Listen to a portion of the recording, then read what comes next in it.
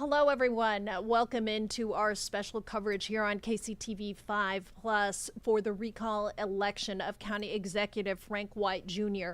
So we are watching right now for numbers to come in, but tonight Jackson County voters could make history with the outcome of this rare election. If successful, this will be the very first time in Jackson County history that voters will be successful at recalling a county executive. So all of this comes down to one question tonight and one man, essentially, which is, should Frank White Jr. be recalled from the office of county executive in Jackson County, Missouri? So for our coverage tonight, I am joined by KCTV 5 Investigates Samantha Boring. And Sam, this is something that you have covered extensively. And as we wait for the polls to close here, which is right at 7 o'clock, so we're waiting for the results to start rolling in. Let's talk a little bit about the overview and timeline. Essentially, how did we get here to this point today? Well, if you ask the people who have actually been efforting this recall effort, they say it's been 2 years of a lot of work and just trying to get to this point. They've been collecting signatures for so long, and we know that this has been happening behind the closed doors. We really haven't talked about it when people have been out collecting those signatures, but this past June is really when we started to see things get moving, and that's when they actually turned in the more than 43,000 signatures to get this on the ballot. But we know it wasn't that easy. We didn't just get the 43,000 signatures and there you go, it's on the ballot. We had a process. We know that the county legislature had passed something to put this on an earlier vote in August. That was vetoed by County Executive Frank White Jr., and then that veto was overridden, and then it went to the courts, leading us to where we are today, Sharon. Yeah, where we are today, and basically two main issues that, brought us to this point, of course, was the failed stadium sales tax, but more importantly, the property tax assessments of 2023, which affected so many people. And so these issues have been bringing voters out today at a pretty good pace from our crews that we've heard from the morning all the way to this evening. We've heard that voter turnout has been pretty steady at these precincts. You can see here voters are turning in their ballots at this location here, and look at the line behind that. This is something Frank White this is something that Sammy has covered extensively. And Samantha, you actually had a one-on-one interview with the county executive not too long ago. Yeah, and that was earlier this month. We had been trying for a little over a month to actually talk with Frank White Jr. because in the past, before all of this recall situation started, Frank White wasn't usually one to go on camera. We would usually get a statement from him. We didn't really get to hear from him personally. So I was pushing to get this interview as we had a lot of questions in this entire recall effort, but also where he stands on why exactly he thinks that people want him recalled. So let's listen a little bit about what he had to say about this recall effort. Well, I think it's not in the best interest of the county. I don't think it's in the best interest of the taxpayers either. You have 5% of the people trying to overturn the majority votes. I mean, there was 118,000 people that voted for me to serve this term. But I think it's a waste of money. This recall election is going to cost us $2 million. And I don't plan to run for re-election next year anyway, so it seems like it's a waste of taxpayer dollars. Well, I think and that's something that he's really pointed to, Sharon, is this is a waste of money. But for him, something that we've also seen in this entire process is he has continued his push in the courts to try and stop this, which we know going to court, it costs money. Yeah. So there's been frustration with that as well. For sure, for sure. He initially asked the court to move the recall election date to November 4th, 2025, basically saying that that would be the next lawful election date under Missouri's law. Now, the fellow legislators who serve with him, they've been pretty vocal too, just about how he's been in his office and the actions that he's taken with this recall election. Yeah, and so what we saw initially was there was the lawsuit by residents wanting to push for this recall election to actually happen. There were 4 people that put their names on this lawsuit asking for a judge to make this happen sooner rather than later. And then, of course, we saw the election boards get involved. We saw the county clerk's name on there, and then Frank White. And then eventually it came to August when the judge in Jackson County decided that this was going to be set for today, September 30th. Then on Friday this last week, we saw Frank White file with the Missouri Court of Appeals pretty much with the same argument that he had in the Jackson County lawsuit, just saying that this is unlawful, that this needs to be moved to November 4th. He wanted them to halt this election as this couldn't be changed after the election happened. Yesterday, the Court of Appeals denied that request by Frank White. He said he was disappointed in that decision by them, but said he will continue to challenge that in court. We haven't seen any further challenges quite yet, but I have been checking CaseNet like crazy just to see if we do see that from Frank White, because he has said, like we heard from him, that he will continue to do that. And well, let's actually listen to what he said when it comes to his time of fighting this in the courts. Because I think it's the right thing to do. I think that the way the system is set up in Jackson County, where you can collect signatures over 2 years, you can almost recall any elected official. So there's some things that need to be worked on that area. I mean, I was a county executive, so 43,000 votes. I'm sorry, signatures. So let's say if you're a district legislator who you may only got 10,000 votes. So it'd be easy to recall anybody if you don't agree with one thing that goes on. But I think that there's a lot of things to be done here. I'm a guy that likes to complete what I signed up to do, and the voters gave me 4 years to do what I need to do to make the county better, move the county forward. And I think I've done that, and I think that it'd be nice to be able to finish my term and retire and go do something else. Well, that will be determined by Jackson County voters tonight, and we are actually starting to see some of the first numbers come in. This is the absentee votes, I believe, and you can see right there the majority, 88%, saying yes, Frank White should be recalled. You have about 11% saying no. Now, again, this is only a small amount of precincts reporting at this point, so we're waiting for more of the numbers to come in, but this is what we've got for the first initial view right now. We spoke with a lot of voters out there today. Our crews have been out today speaking with voters all day, and we've gotten a number of comments from both sides of the spectrum here. A few have said that he's not a good leader. He doesn't represent the constituents well, and they said that it's time for a change. Others have said that they don't think White is to blame for all of the problems that the county faces. They think that it shouldn't be all placed on one person, and they continue to stand behind Executive White. Samantha, you also spoke with him about voters' responses in this recall election. Now, what did he say to you?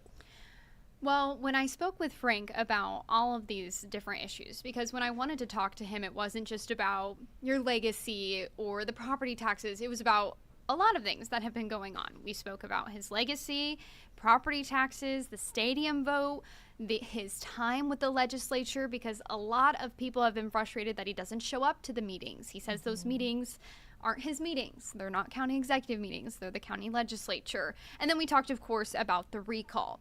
And I think White really points to the fact that because he is the top dog, per se, in the county, he takes a lot of the blame.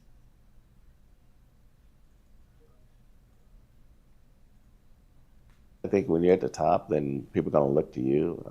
I think there are a lot of things that you are blamed for that shouldn't be in your court. But like I say, I've always, I didn't become a world champion running from things. I became a world champion because I was a leader, and I still think I'm a leader. And that's what this is all about, being able to lead through adversity. And we've had a lot of adversity down here over the last 9 years, and we've come through it.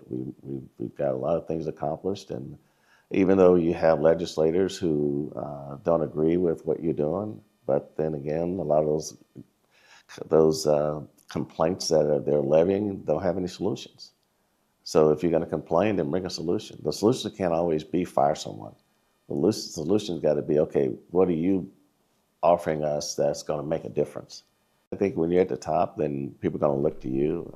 I think there are a lot of things that you are blamed for that shouldn't be in your court. But like I say, I've always So there was some sound from our interview earlier this month with Frank White Jr. regarding him being at the top and how he kind of takes the blame for a lot of things. At least that's how he feels.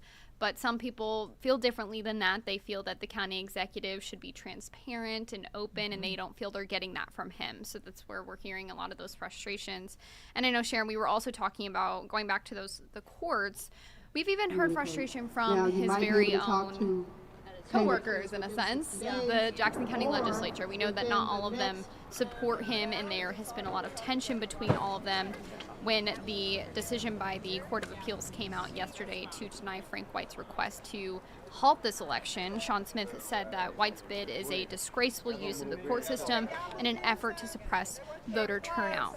Now, we did not see any changes to the elections in voting yesterday. We had early absentee voting. Neither the Jackson County or Kansas City election boards did anything to stop that because of that Court of Appeals decision. But I think there's been a lot of frustration by people as well when it comes to just confusion and wondering what exactly is happening when all of these different legal challenges have come out. Yeah, and he's also faced some criticism too, just for the actions that he's taken through all of this. Not to mention vetoing, the move to basically uphold what the state tax commission had decided. He voted against that, and then with all the property tax problems with the assessments that were happening, we had, through our investigative reports, we had found that there were problems with the assessor's office, but Frank White he actually stood behind the county assessor. Yes, and he still stands behind her, and that's just another problem in this entire thing that people are frustrated with is they want Gail McCann-Beatty to no longer be in that position, and the county executive is the one who appoints that person, at least in Jackson County. And that's part of why in November we're going to have another similar, smaller election like this one, where we will see if it's decided if that becomes a position that's voted on or stays an appointed position. So of course, that's just proof right there that people are not happy with their property taxes. We saw it with the over 55,000 appeals that people asked for in 2023. It's still an ongoing issue today. There's still an ongoing push for a class action lawsuit in the courts. So it's something that that's not gonna disappear for a very long time. And we also want to mention too that we had covered this as a residential property taxing. This has now become an even bigger issue too, because it has now also affected commercial businesses too, as you found out, Sammy. Yeah, I spoke with some commercial property owners this summer who they were seeing massive increases, just as they saw with the residential homes in 2023. There's a lot of frustration around that too, because I've had some property owners ask me, can we have a class action lawsuit? There's struggle about how that would work compared to a residential owner. There's just some differences in it that they're not sure that can even be possible. So they're really looking for some kind of relief. We've seen the legislature try and do that with some different ordinances to try and put a cap on these commercial property taxes, and that's something we've seen with the residential ones, trying to put a cap on those high increases, because once you get those and you say you have a very expensive building that you're operating out of, it is not a cheap bill that you're going to be getting. Yeah, and some of those increases have been significant too. Yes, they have been very significant. If I go back to some of my reporting from them, let's see. I think we saw coffee shops, a roller rink. We saw the plaza. They were planning on appealing those taxes. I believe some people even had them double or even triple in size. Wow. This past year. And being a business owner, especially a small business owner, how do you take that on when there's all the other things that you have to take on as well? So there was a lot of frustration about that. We saw town halls on that, legislators holding town halls trying to help them out. But that's something that we really haven't seen a lot of movement on either, because there's been frustration from legislators like Sean Smith and Manny Abarca, who say that those commercial property owners never got to have their appeals heard because of the ongoing 2023 ones. That's something we're seeing the State Tax Commission also kind of be involved in a little bit, but that's really, we haven't heard a lot recently besides that. Yeah, that's really tough when you're trying to run a business and at the same time having the property tax issues added on top of the cost of trying to run a business. That is, I'm sure, really, really frustrating. Right now, what we would love to do is we want to go to our Betsy Webster, who is at I believe, a watch party tonight at Saints Pub in Patio Independence. And she's been speaking to voters out there. Betsy, what are you hearing out there? Yeah, well, first we got two places. We just came from a polling place. We're now at this watch party. You can see the folks here, the diehard supporters of this recall effort. They've got a buffet, and they're now eating as they keep their eyes glued to the results. Now, there were quite a few people out at the polls as well who were not shy about telling us off camera why they want to see white out. And that is the thing about a special election and a recall election. It doesn't usually draw a large turnout, but it attracts a highly motivated group of voters. Though we did meet one couple out there who would talk to us on camera, and they were less passionate about the outcome than the need to participate. Well, I think this is just something we always do. We almost always vote. It's just important to us to do that. Yep, that's why it's your duty as a citizen to vote. Don't miss one. Not usually. Not very Even the often. little ones. No. Come here pretty much every one. So what do you do when you're not the person who's with a single issue like this and you're not like heavily invested in that issue? How do you decide? It just come out, we research it and figure out what's going on and vote what we think's right. Yeah, that's just kind of what we do. We try to read what we can on it, whether it's newspapers or just articles, and then decide how we feel and how we're going to vote. And you guys were talking about town halls. I attended one about 2 weeks ago, hosted by, at the public library, hosted by our local PBS station. And besides the people on both sides of the issue, they had a political science professor there to get a bigger picture look at recall elections nationwide. And he gave us this context. He said, I believe he said 1 in 1,000 local offices, at some point there's a recall effort. Very rarely do they succeed in getting to the ballot. They just can't get enough signatures in the time period required. But once a recall petition gets on the ballot, more often than not, the majority of the time, that recall comes through. Live in Independence, Betsy Webster, KCTV5 News. Thank you so much, Betsy. And we spoke about that at the top of the show, which is, tonight, if this recall election is successful, voters here in Jackson County will be making history for sure, because it will be the first time that they were actually successful at recalling a county legislator. Okay, now let's go ahead, and what we'd like to do is kind of take a look at the numbers again. The polls have now been closed since 7 o'clock, so about 19 minutes or so. As we wait for the numbers to come in, Sammy, let's talk a little bit about what could be next here. Let's say if Frank White is ousted from his office, if voters are successful, what are the next steps here? Well, Sharon, there's a lot of next steps. If he is recalled, I will tell you that. So let me start with if he's not recalled. Okay. If he's not, nothing happens. He's still going to serve his term through January of next year, so 2027, and then somebody will be either voted in November, or he will run again. He says he's not going to run again, but he did say he might reconsider. When I asked him about that, he said that it depends on the people that might choose to run. Not sure what he's looking for there, but that's just what his response was. Okay, so if he is recalled, there's going to be a lot that happens, and we'll probably see a lot within the next few weeks, next month or so. So according to the Jackson County Charter, which is like the county's constitution, it's the laws that Jackson County follows, the charter states that the chair of the legislature, which is currently Deron McGee, they will appoint a temporary appointee. they must be the same political party as Frank White Jr. He's a Democrat, so we will see a Democrat in that position if he is recalled.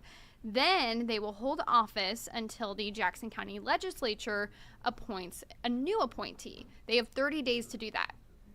And they also have to be a Democrat. If they don't do that, a judge in the 16th Judicial Court, the presiding judge, will have to pick that replacement. We'll most likely see, from what I've talked to some of the legislators about, we'll most likely see them decide if he's recalled. I doubt it will go to a judge. But then the big question I think for a lot of people here, and we saw Frank White asking about it, is this going to be an open and transparent process, or are we just going to see, say we wake up tomorrow, there's a press conference, and that's who we know who the new temporary appointee is, or is there going to be a process? We don't know. We don't really know. There has been discussion of, we have to be fair to Frank White as he is still in his position. We do not know if he's going to be removed yet. But once we get these results in, which now we're seeing just some of the results, I think one of our coworkers told us that they're only reporting about 1% so far, and it's believed to be from Jackson County. We're seeing quite a few votes for yes. If we want to take a look at those, about 88% are voting yes, that they want. Just over 6,900. There we go. Just over 6,900 votes in. These are absentee votes, by the way. Yes. 88% voters saying yes, Frank White should be recalled. And again, you can see reporting there 0%. So that's less than 1% of the precinct. So there's still a lot of votes to be counted here. And these are just the absentee votes. So this is not counting the ballots that the voters and we saw more than 12,000, I believe, people voted in no excuse early absentee voting because I do that. It's easier. I don't vote in Jackson County, but it is way easier when you do that because then you don't have to deal with the long lines on election day when you're voting, such as like a presidential election. So it makes sense why we're seeing these early is usually those absentees are already counted and ready to go. But it's really, once we start to see in the next hour or two the votes from today, that's when we'll probably really know which way this is going to turn. But still, that's a pretty big margin for yes. It is. It's a huge margin. And also we want to say, too, that, the voter turnout for this recall election has been pretty strong, which is something pretty rare that you see in recall elections. But we've seen from our crews that have been out today all day, they've told us that they've seen a steady turnout. Voters actually coming out and casting ballots and also being very vocal about what their feelings were over the election. And, from what we've seen of these results, it's pretty reflective of what we're hearing from voters. And I think even though while it's steady, we do have to remember there is a huge amount of people that did not vote in this as much as it seems like it was steady in a sense. But Kansas City and Jackson County, that is a huge area. We know not everyone is going to be involved in this because there's never really been an election on September 30th, at least recently. So a lot of people might not even have known about this. But it is interesting to see how many people have continued their effort as they've gone on. And like you said, how passionate they've been because we've seen so many people. I mean, I know some of those people that were at that restaurant with Betsy. They have been fighting for this since the recall election signatures have started. We've talked with them. Some of their names were on the lawsuit to get this on the ballot. So a lot of people, they feel like their hard work, they're hoping will pay off. But of course, Frank White, he said that he would really like to finish out his term if he can. Do you think that there might be, voters saying that a lot of this is because of the property tax debacle that they've been through? But do you think that White sees that as, a reason for it? Because he has said that he thinks it's because of the stadium sales tax thing. I think White has really stuck to the stadium sales tax that we've seen in our interview, that we've seen in other interviews that we've done with him, and also discussions. I know when I was at a South Kansas City Democrats meeting reporting on, I think it was last month, that he was talking about the recall and everything. He does talk about that quite a bit, and we're not really sure where that position comes from, but that's just where he stands. But I do know in his most recent town hall that Betsy had been at and reported on there was more discussion about the property taxes from his perspective. It's not something that we've seen from him very much, because when we asked him about it, we really focused on, did you feel like the process went well? Was it correct? And, you know, he felt like they were following what they were ordered to do by the state tax commission. But there really wasn't any right or wrong. Like, he wasn't saying anything about that. But I think that he's really focused more on right now just doing his job as county executive. Especially when I interviewed him, I could just tell that he was more honed in on that. Like, yes, there is a recall going on, but that was not his main focus. Yeah, that certainly makes sense. And let's talk a little bit about his history. So this is a man that was elected to office back in 2014, where he got on the Jackson County legislature. And then with, I think 2016 is when he came into the executive role. And then he was reelected in 2018 as well as 2022. And I think that after 2022 is when we started to see the tax assessment debacle happen. And, you know, that really caused a lot of the voters to kind of, you know, say, okay, wait a minute now. Is this guy really working for us? Yeah. And what's interesting about his way into the county executive seat is he actually became county executive after the county executive resigned in 2016. So he was not initially voted in. Of course, he did get the support of voters for 2 different terms, the term he's currently serving out and the one before that. And even when I've talked with White before, I actually ran into him at the airport and spoke to him there. Just with my phone. I was just getting back from a trip wanting to talk to him about the recall effort, because that was actually right after it had been certified. But the man who was speaking to him just before that was talking to him about baseball. And I think that's something that White really sticks with and likes to talk about, is the fact that he went from baseball to politics. He has been known to say that he's not a politician. He's just a guy that wanted to make the county better. And I think that's where a lot of his support might come in, is people saw him as this big baseball star for so many years, and then he moved into another really important seat, which is the county executive. Now, some people feel that that should not be a reason to keep him. Of course, we know there's arguments on both sides, but he uses a lot of his past to kind of push his way forward and moving the county forward. That's just how he works and those kinds of things. Like, that's how he speaks about it. He speaks very highly, though, of his time before politics. Well, we shall see how this career will end tonight.